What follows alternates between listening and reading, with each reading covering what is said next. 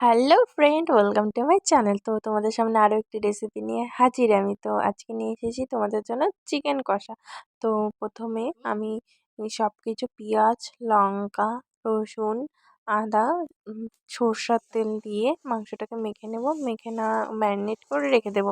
তারপরে আমি কড়াইয়ের মধ্যে তেল দিয়ে নেব। তেল দিয়ে তেলটাকে গরম করব। তেল গরম হয়ে আসলে আমি তোমার একে একে কোয়াশ আর আলু কেটে রেখেছিলাম, তো সেটাকে আমি দিয়ে নেব। দিয়ে ভালো করে ভেজে নেব। এর মধ্যে আমি পরিমাণ মতো লবণ দিয়ে নিব। তো লবণটা দিয়ে নিব, কারণ হচ্ছে তাহলে আলুগুলো ভালো মতো সেদ্ধ হবে। তো আলু আর কোয়াশগুলোকে ভালো মতো সেদ্ধ হওয়ার জন্য আমি আবার একটু ঢাকা দিয়ে দিলাম। এর মধ্যে আমি হলুদও দিয়ে নেব।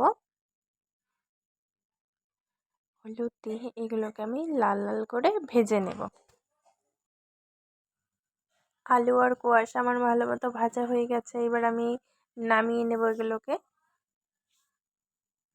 এবার ওই তেলের মধ্যে আমি তেজপাতা আর শুকনো লঙ্কা দিয়ে ভালো করে ভেজে নেব। আমার ভাজা প্রায় হয়ে এসেছে। এবার আমি গোটা জিরে দিয়ে দিব। এবার এটাকে আমি ভালো মতো ভাজবো। তারপর এর মধ্যে আমি পেঁয়াজ কুচি আর আদা কুচি দিয়ে নেব।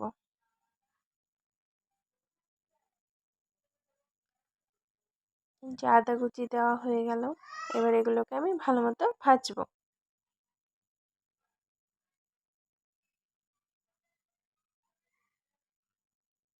আমার প্রায় ভাজা হয়ে এসেছে। তারপর আমি ম্যারিনেট করা মাংসটাকে দিয়ে দেব। দিয়ে ভালো করে মাখিয়ে নেব। মাখিয়ে আমি একটু ঢাকা দিয়ে দিলাম সেদ্ধ হওয়ার জন্য। তারপর আগের থেকে টমেটো কুচি কাটা ছিল, সেটাকে আমি দিয়ে নিলাম। এবার এটাকে ভালো মতো আমি কষিয়ে নেব। এবার প্রায় আমার মাংসগুলো কষানো হয়ে গেছে। তারপর আমি আগে থেকে ভেজে রাখা আলু আর কোয়াশ দিয়ে নেব। দিয়ে এটাকে ভালো মতো আবার একটু ভেজে নেব। তারপর আমি পরিমাণ মতো জল দিয়ে দিলাম। এবার প্রায় হয়ে এসেছে। তো ঝোল ফুটছে। তো এই হলো আমার মাংসের রেসিপি। লাস্টে নামানোর আগে আমি একটু গরম মশলা দিয়ে দিলাম। তো তোমাদের কেমন লাগলো ভিডিওটি? ভালো লেগে থাকলে একটি লাইক সাবস্ক্রাইব করে দিও।